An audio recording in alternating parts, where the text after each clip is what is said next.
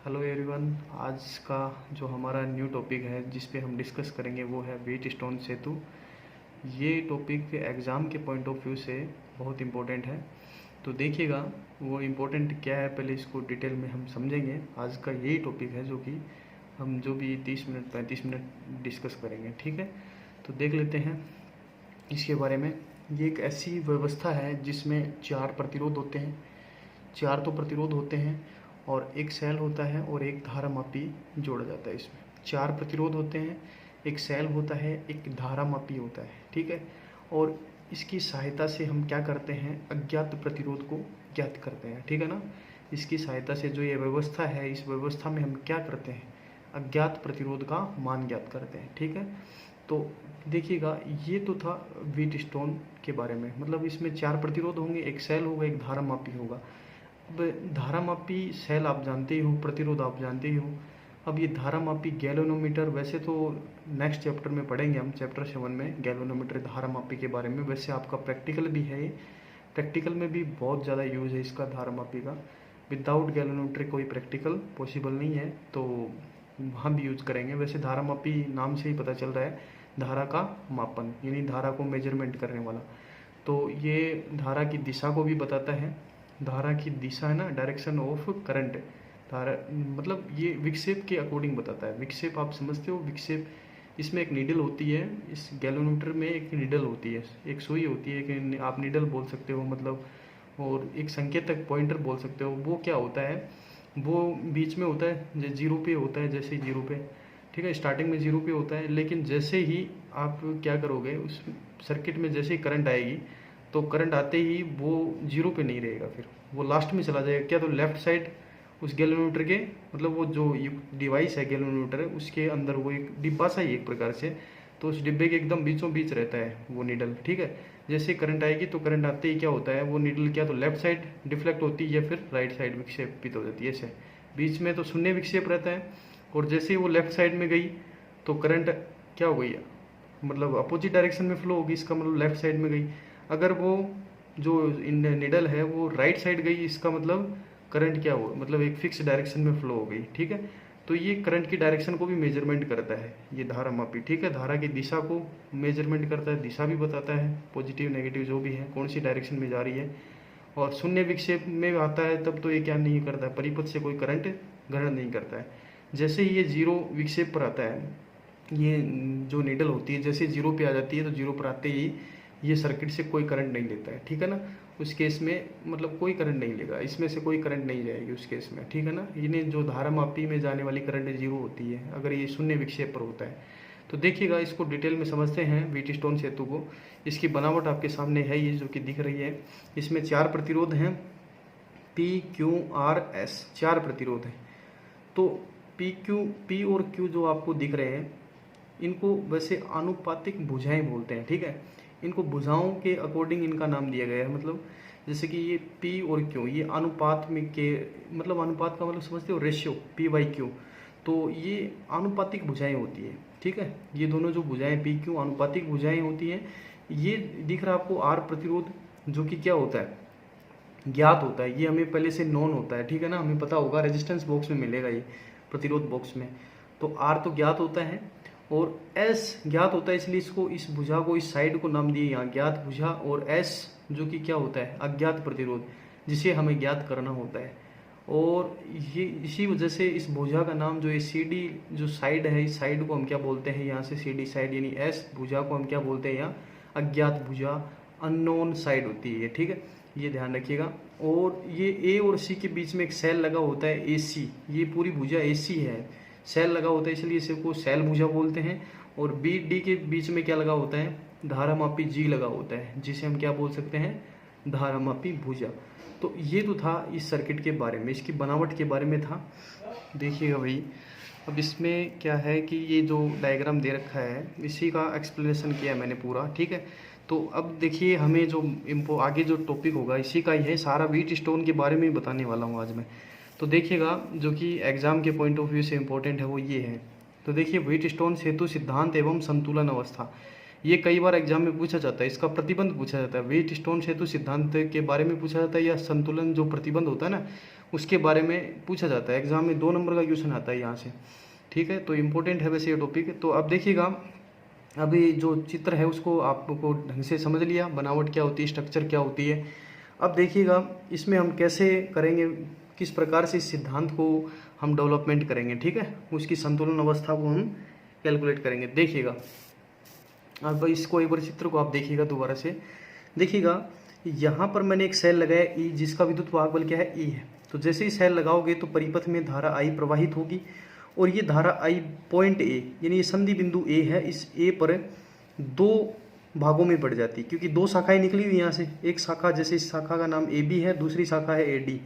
तो A B शाखा पर धारा आई 1 और ए डी शाखा पर धारा आई 2 प्रवाहित होती है। आपको दिख रहा है, क्योंकि आपको पता है कि मैंने आपको स्पष्ट बताया हुआ है कि भाई जैसे ही धारा 2 शाखाओं में जाएगी तो धारा बढ़ जाएगी। भाई एक शाखा में है तो एक ही रहेगी धारा, लेकिन वो धारा अगर 2 शाखाओं में जा रही है तो वो दोनों शाखाओं में डिवाइड हो जाती है, ठीक है ना। तो यहाँ पर देखिएगा पॉइंट ए यानी संधि बिंदु ए पर जाकर के ये धारा 2 भागों में बढ़ जाती है। तो पहली शाखा जिसे हम ए बी बोलेंगे तो उसमें तो धारा आई 1 जा रही है, दूसरी शाखा ए डी जिसमें धारा क्या जा रही है, आई 2 जा रही है, ठीक है। अब ये आगे देखिएगा, यहाँ तक ये आगे गई, फिर आगे से आगे हम देखें, यहाँ गैल्वेनोमीटर लगा रखा है और इसमें से धारा कितनी जा रही है, आई जी जा रही है ना भाई, ये आई जी धारा जा रही है। तो इसमें ऐसे ही, क्योंकि हमने यहाँ K2 को बंद कर रखा है, K2 को बंद कर रखा है, यहाँ पर K1 को बंद किया, तभी तो परिपथ में धारा आई प्रवाहित हुई है। और ये धारा आई ए बी और ए डी शाखाओं में बट गई है, ए बी और ए डी शाखाओं पर I1 और I2 के रूप में बट गई है, ठीक है। और फिर बी पर हमने देखा कि ये धारा गैल्वेनोमीटर में से निकल रही है आई जी के रूप में, ठीक है। और फिर इसके बाद में बी से ही आगे धारा ये इधर भी आ रही है, बी सी की ओर आ रही है, लेकिन ये धारा क्या हो जाएगी, क्योंकि आई जी तो इधर निकल गई और आई 1 ये आ रही है इधर से, देखो ये आई 1 इस पॉइंट की ओर आ रही है, संधि बिंदु की ओर आ रही है, आई जी ये जा रही है, आई जी जा रही है। तो यहाँ इस पॉइंट से दूर जाने वाली धारा कितनी हो जाएगी, इस पॉइंट से दूर, संधि नियम मैंने पढ़ा रखा आपको, I1 माइनस आई जी बराबर I3 के रूप में लिख दिया मैंने इसको, ठीक है। तो इसमें कोई दिक्कत नहीं होनी चाहिए, क्योंकि आपको मैंने बता रखा है ये संधि नियम, क्योंकि आने वाली धाराओं का योग बराबर जाने वाली धाराओं का योग। तो आने वाली तो I1 और जाने वाली क्या है, जाने वाली IG और प्लस में I3, तो हमें I3 चाहिए, तो I3 बराबर I1 माइनस IG हो जाएगा, ठीक है। इसी प्रकार से देखिएगा, यहाँ से इस पॉइंट से भी आगे की और इस ब्रांच में से निकलेगी धारा, मतलब इस प्रतिरोध S में से भी ये धारा प्रवाहित होगी। तो यहाँ कितनी धारा प्रवाहित होगी, I4 के रूप में होगी। और I4 कितनी होगी भाई, यहाँ से कैलकुलेट करोगे, देखिएगा धारा मापी में से धारा कितनी आ रही है, IG आ रही है, और यहाँ इस ब्रांच पे धारा क्या है, I2 है, दोनों पॉइंट की ओर आ रही है, दोनों की दोनों धाराएं संधि बिंदु की ओर। तो आने वाली धाराओं का योग बराबर जाने वाली धारा, तो आने वाली धाराओं का योग क्या करेंगे, I2 प्लस IG बराबर I4। तो इस प्रकार से ये यहाँ पॉइंट C पर पहुंच जाएंगी, इधर से I3 आएगी, इधर से I4 आएगा। तो I3 और I4 का जब योग करोगे तो वापस क्या बन जाएगी, I बन जाएगी, ठीक है। तो इस प्रकार से पूरे सर्किट में करंट I प्रवाहित होती है, ठीक है। तो ये आपको पता होना चाहिए। अब हमें तो सिद्धांत को डेवलपमेंट करना है, सिद्धांत का जो डेवलपमेंट है वो कैसे करें, तो देखिएगा, और सिद्धांत का डेवलपमेंट और इसमें संतुलन बिंदु भी देखना पड़ता है, संतुलन अवस्था भी देखनी पड़ेगी। तो हमें संतुलन अवस्था कब मिलेगी वो हमें देखना है। तो देखिएगा, सबसे पहला केस यही है कि अगर वी बी, अगर पोटेंशियल बी बी, मतलब बी का जो पोटेंशियल वी बी है और डी का पोटेंशियल वी डी है, अगर ये दोनों के दोनों बराबर हो जाए, दोनों के दोनों बराबर हो जाए, तभी हमें क्या मिलेगा, संतुलन अवस्था मिलेगी। अगर वी बी बड़ा है वी डी से, वी बी अगर वी डी से बड़ा है, तो उस केस में धारा बी से डी की ओर प्रवाहित होगी, यानी धारा मापी में से धारा प्रवाहित होगी। अगर वी डी बड़ा है वी बी से, तो डी से धारा बी की ओर प्रवाहित होगी, ऐसे होगा। ये आपको पता होना चाहिए। मतलब हमेशा याद रखिएगा, धारा हमेशा उच्च विभव से निम्न विभव की ओर प्रवाहित होती है।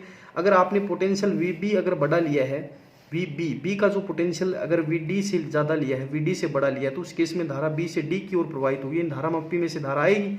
ये आपको पता होना चाहिए। लेकिन हमें तो क्या चाहिए, संतुलन अवस्था चाहिए, मतलब संतुलन, बैलेंस बना रहे। तो बैलेंस बना रहे उसके लिए हमें क्या करना पड़ेगा, यहाँ ये जो B का जो पोटेंशियल है वो D के बराबर लेना पड़ेगा, B का जो पोटेंशियल है वो D के बराबर लेना पड़ेगा, तभी हमें संतुलन की अवस्था प्राप्त होगी। और उस केस में धारा मापी G है वो परिपथ से कोई भी धारा ग्रहण नहीं करेगा, अर्थात IG का मान क्या रहेगा, उस केस में 0 रहेगा। तो IG 0 रहेगा तो I1 बराबर I3, और यहाँ IG 0 रहेगा तो I4 बराबर I2, ठीक है। तो इस प्रकार से देखिएगा, इसका एनालिसिस देख लीजिएगा, मैंने जो बताया वही चीज़ें हैं।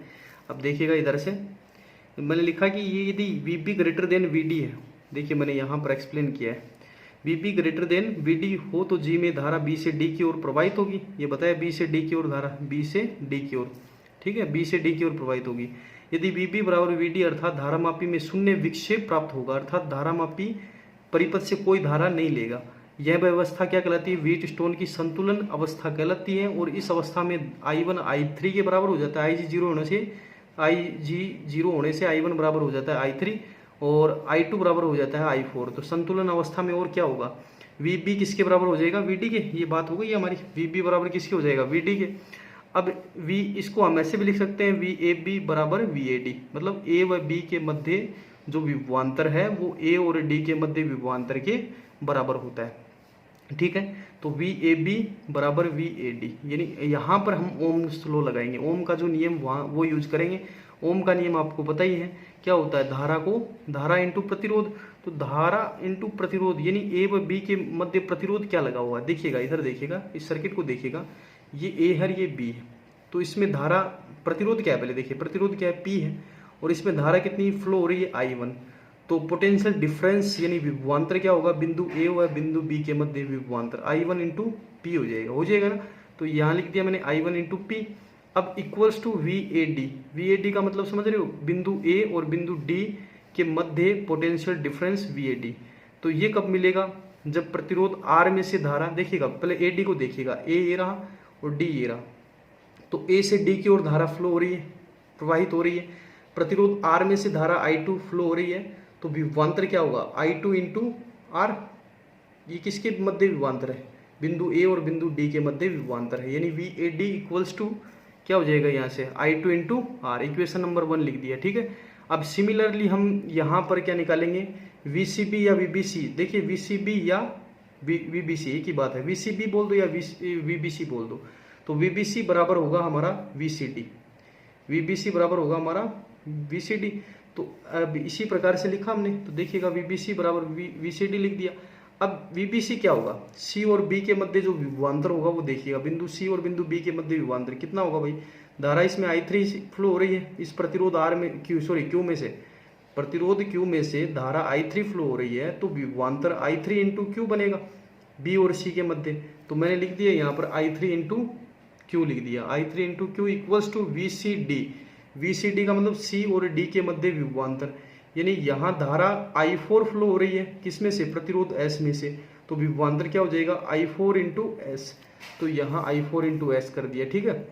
तो इक्वेशन 2 बन गया हमारे पास, 1 और 2 बन गए, 2 इक्वेशन बन गए। संतुलन की अवस्था में क्या होता है आपको पता है? I1 किसके बराबर होता है? I3 के। I2 किसके बराबर होता है? I4 के। तो I4 की जगह यहाँ I2 कर देना इक्वेशन 2 में, और I3 की जगह क्या लिख देना? I1। तो यहाँ से बन जाएगा हमारा समीकरण 2 क्या बन जाएगा? समीकरण 3, मतलब समीकरण 3 बन जाएगा I1Q equals to I2 into S, ठीक है। तो 1 और 3 इसको देखिएगा, 1 divided by 2, equation 1 divided by 2, तो डिवाइड करोगे तो हमारे पास क्या हो जाएगा? I1P upon I1Q equals to I2 into R upon I2 S, ठीक है। तो यहाँ से जो कटेगा उसको काट देंगे, I1 कट जाएगा, I2 कट जाएगा, P upon Q equals to R upon S। और यहाँ से क्या बनेगा? हमें चाहिए S अज्ञात प्रतिरोध ही ज्ञात करना है, तो S बराबर Q upon P into R, ठीक है। तो ये जो प्रतिबंध आपके सामने जो दिख रहा है ये P upon Q equals to R upon S, तो ये प्रतिबंध होता है, ये हमारा प्रतिबंध होता है। कौन सा प्रतिबंध? सेतु प्रतिबंध बोलते हैं, व्हीटस्टोन सेतु प्रतिबंध या सेतु सिद्धांत भी बोलते हैं इसको, सेतु सिद्धांत होता है ये, ठीक है ना। ये व्हीटस्टोन सेतु सिद्धांत या फिर इसको क्या बोलते हैं? व्हीटस्टोन सेतु प्रतिबंध होता है, क्योंकि इसमें हम क्या करते हैं, इसकी सहायता से हम क्या करते हैं? व्हीटस्टोन सेतु की सहायता से अज्ञात प्रतिरोध को ज्ञात करते हैं, जो कि S बराबर क्या होता है? Q upon P into R। अब P और Q तो ये तो आपको पता है अनुपातिक, वैसे अनुपातिक प्रतिरोध होते हैं, ठीक है। एक पहली भुजा में लगा होता है P और Q दूसरी भुजा में लगा होता है, ठीक है। तो पहली और दूसरी भुजा में लगे होते हैं ये दोनों के दोनों प्रतिरोध, जो कि ज्ञात होते हैं। और S है, ये चौथी भुजा में लगा होता है, सॉरी, जो S जो प्रतिरोध है ये चौथी भुजा में लगा होता है, ठीक है ना, जिसे हम अज्ञात भुजा बोलते हैं S। और ये R आपको पता ही है, ये ज्ञात प्रतिरोध होता है। इस R प्रतिरोध को हम चेंज करके क्या करते हैं? धारामापी में शून्य विक्षेप प्राप्त करते हैं, ठीक है भाई। ये याद रखिएगा, R को, प्रतिरोध R को हम तब तक बदलते हैं जब तक धारामापी में शून्य विक्षेप ना आ जाए। जैसे ही धारामापी में शून्य विक्षेप आ जाएगा हम आर को फिक्स कर लेंगे। जिस आर के मान पर धारामापी में 0 विक्षेप आता है उसी आर को फिक्स करते हैं यहाँ, ठीक है ना। बदल बदल कर चेंज करते हैं या बार बार चेंज करते हैं, क्यों करते हैं? क्योंकि धारामापी में शून्य विक्षेप नहीं आता है। जब तक धारामापी में शून्य विक्षेप नहीं आता है तब तक हमें ये आर को चेंज करना पड़ता रहेगा, है ना। ये बार बार चेंज करना रहेगा, ये बात याद रखिएगा। तो ये चीज़ें थी, ठीक है भाई। तो ये हो गया, ये जो चीज़ें मैंने एक्सप्लेन कर दी, बता दिया कि अज्ञात प्रतिरोध एस को हम चौथी भुजा में लगाएंगे, ज्ञात को प्रतिरोध पी व क्यू को पहली और दूसरी भुजा में, और ज्ञात प्रतिरोध आर को इस प्रकार से बदलेंगे कि जब तक धारामापी में शून्य विक्षेप न प्राप्त हो जाए अर्थात संतुलन अवस्था प्राप्त न हो जाए। संतुलन अवस्था प्राप्त करने के लिए हम क्या करते हैं, प्रतिरोध आर को क्या करते हैं, बदलते हैं, ठीक है। प्रतिरोध आर को बार बार बदलेंगे, और क्यों बदलेंगे? क्योंकि हमें संतुलन अवस्था प्राप्त करनी है, अर्थात धारामापी में शून्य विक्षेप प्राप्त करना होता है, ठीक है ना। ये बात याद रखिएगा। ये हो गया हमारा व्हीटस्टोन सेतु सिद्धांत एवं संतुलन अवस्था, ठीक है। तो एग्जाम में पूछा जाता है, 2 नंबर का क्वेश्चन आएगा ये। तो इसमें कुछ खास नहीं है, खाली ये आपको डायग्राम याद रखना पड़ेगा। अगर ये डायग्राम आपको ध्यान है तो वैसे बिल्कुल आसान है, डायग्राम भी कुछ खास है नहीं, ठीक है ना। तो ये आपको याद रखना पड़ेगा, इसको आप बना लेना और उसके हेल्प से आप ये प्रतिबंध निकाल सकते हो। ये प्रतिबंध बहुत आसान है, संतुलन अवस्था में देखना पड़ेगा, क्योंकि ये संतुलन अवस्था में ये प्रतिबंध मिलेगा आपको। संतुलन अवस्था कब होगी? जब वीबी का मान वीडी के बराबर होगा। उस केस में आप वीएबी किसके बराबर करोगे? वीएडी के बराबर करोगे, और वीबीसी बराबर किसके करोगे? वीसीडी के करोगे, ठीक है। तो वीएबी वीएडी के बराबर करोगे तो उस केस में I1P equals to I2 into are, और जब वीबीसी किसके बराबर करोगे? वीसीडी के करोगे तो उस केस में I3Q इक्वल्स टू I4S। और संतुलन अवस्था में I3 किसके बराबर होता है? I1 के, और I4 किसके? I2 के। तो वहाँ से एक दूसरे से डिवाइड करने के बाद आपके पास प्रतिबंध आ जाएगा। तो ये प्रतिबंध, ये सिद्धांत आपको याद रखना पड़ेगा, मतलब ये एग्जाम के पॉइंट ऑफ व्यू से बहुत अच्छा है। तो ठीक है भाई, ओके। अब देखिए मैं नेक्स्ट बढ़ता हूँ आगे की ओर। देखिएगा, अब ये जो है वही है व्हीटस्टोन सेतु की संतुलन अवस्था के लिए प्रतिबंध ही निकालेंगे। यहाँ भी वही प्रतिबंध निकालना है, लेकिन वो तो क्या था, एक प्रकार से जनरलाइज्ड मेथड था, एक प्रकार से नॉर्मल मेथड था जो कि हम यूज कर सकते हैं, ठीक है ना। और अब हमारे पास एक चॉइस और दे दी इसमें, ठीक है ना। प्रतिबंध निकालने के लिए दूसरी चॉइस है, वो तो क्या था? संतुलन अवस्था। संतुलन अवस्था तो दोनों में लगानी पड़ेगी, ठीक है ना। पर वो क्या था कि जनरल मेथड था एक प्रकार से, और ये हमारे पास चॉइस है।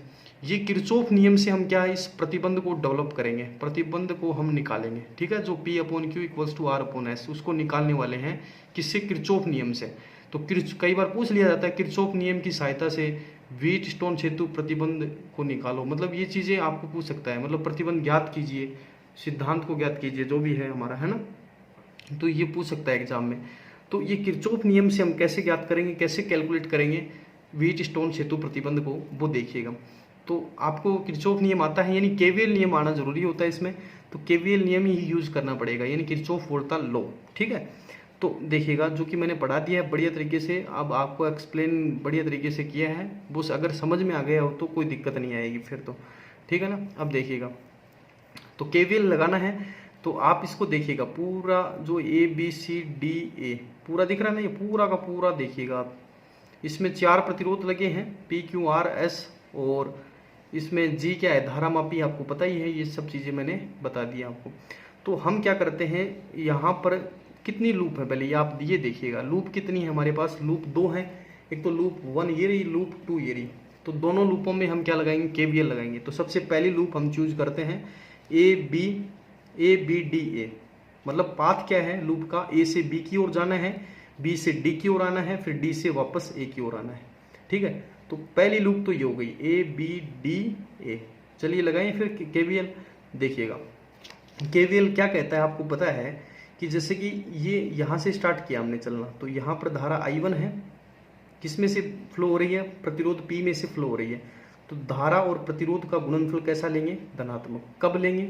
जब हम धारा की दिशा में ही चल रहे हैं, तो धनात्मक होगा I1P। अब आगे की ओर बढ़ते हैं, B से कहाँ आते हैं? अब G की ओर आ रहे हैं, तो धारा मापी का प्रतिरोध मैंने बताया यहाँ RG है, और इसमें धारा IG फ्लो हो रही है, तो धारा की दिशा में ही चल रहे हैं, इसलिए ये क्या होगा? धनात्मक IG into RG, I1P plus IG into RG। अब आगे की ओर बढ़ते हैं, आगे की ओर धारा की दिशा में ही चलना पड़ेगा। अगर धारा की दिशा में चल रहे हैं तो धनात्मक, अगर अपोजिट हो जाते हैं तो ऋणात्मक, ठीक है। तो देखिएगा आगे की ओर बढ़ते हैं। अब देखिएगा I2 देखिएगा, अब धारा के विपरीत दिशा में चल रहे हैं अपन। I2 देखिएगा इस तरफ आ रही है, मतलब इस तरफ आ रही है I2 इस तरफ आ रही है, लेकिन हम चल रहे हैं इस तरफ, मतलब आगे की ओर पॉइंट A की ओर जा रहे हैं। तो चलने की डायरेक्शन और धारा की दिशा दोनों एक दूसरे के अपोजिट हैं, इसका मतलब ये अब की बार माइनस आने वाला है। तो माइनस I2 इंटू R, प्रतिरोध और धारा गुणनफल नेगेटिव आएगा, ठीक है। तो माइनस I2 इंटू R।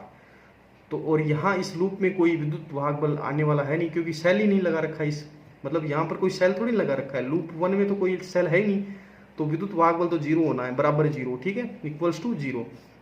तो क्या लिखोगे आप इसको, I1P प्लस में IgRg minus I2 into R। तो ये लगा दिया मैंने, देखिएगा ये लिख दिया है लूप ABDA में KVL लगाने पर, ठीक है। इक्वेशन नंबर ये आ गया I1P plus IgRg minus I2 into R बराबर 0 1। अब देखिएगा दूसरी लूप में लगाते हैं हम, दूसरी लूप को और देखिएगा। दूसरी लूप जैसे मैंने ये चूज की है B C D और B C D और B। चलिए तो देखिएगा B से स्टार्ट करते हैं हम, हमारा पथ है वो B से स्टार्ट करते हैं, ठीक है। तो B से C की ओर जाएंगे तो धारा की दिशा में ही चल रहे हैं, यानी धारा की दिशा में चलेंगे तो धारा और प्रतिरोध का गुणनफल धनात्मक, यानी I3 और Q का गुणनफल कैसा होगा, धनात्मक होगा।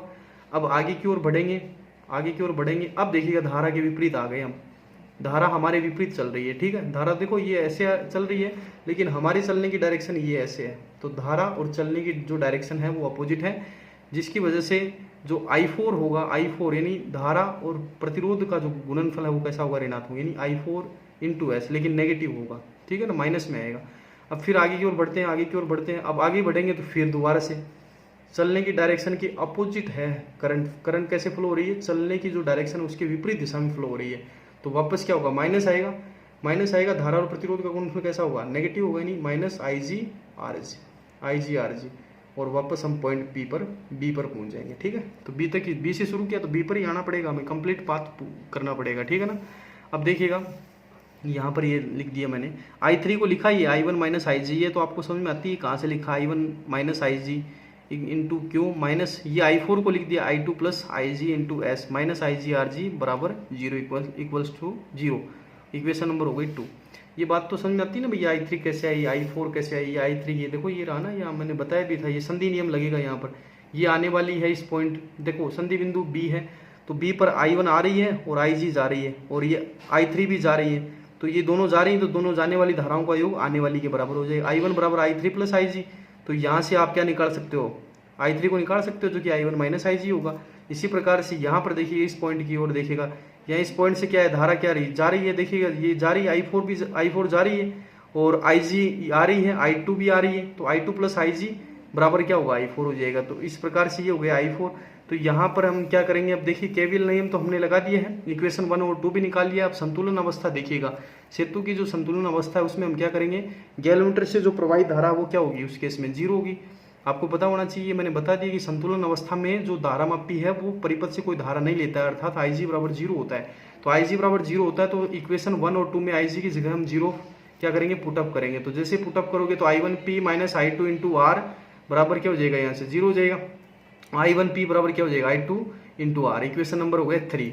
इसी प्रकार से देखिएगा इक्वेशन 2 से क्या बन जाएगा, I1Q minus I2 S equals to 0, और तो यहाँ इसको सोल्व करोगे तो I1Q बराबर I2 S। तो 3 और 4 हो गया, तो 3 और 4 को एक दूसरे से डिवाइड कर देना, डिवाइड करने के बाद P upon Q equals to R upon S, ये आ जाएगा। यह जो समीकरण है ये क्या बताएगा, व्हीटस्टोन सेतु की संतुलन अवस्था का प्रतिबंध है, ठीक है। तो ये आपको किरचॉफ नियम से भी पूछ सकता है, केवीएल नियम से भी आपको ये प्रतिबंध निकालना आना चाहिए, ठीक है ना। कैसे निकलता है ये सिद्धांत, इसको निकालना आना चाहिए आपको, ठीक है ना। जो भी ये सिद्धांत है, प्रतिबंध है, ये आना चाहिए।